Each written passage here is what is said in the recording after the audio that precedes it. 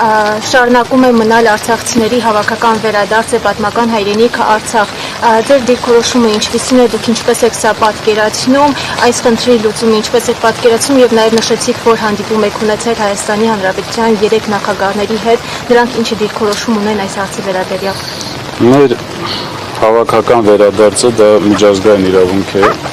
դա պետք է մնա օրակարգում եւ այո, մենք իրավունք ունենք արժանապատիվ անվտանգ վերադարձ ապահովելու։ Այդ նպատակով ազգային ժողովի կողմից ստեղծված է հանձնախումբ, որը ղեկավարում է Հայաստանի Հանրապետության նախկին արտաքին գործերի նախարար Վարդան Օսկանյանը եւ ես կարծում եմ, որ էֆեկտիվ աշխատանքներ են իրականացնում։ Դուք տեղյակ եք, որ վերջերս Շվեյցարիայի խորհրդարանը ընդունել է բանաձև, որի համաձայն պետք է խաղաղության կոնֆերանս իրականացվի, որտեղ կմասնակցեն եւ Ադրբեջանի եւ Արցախի ներկայացուցիչները։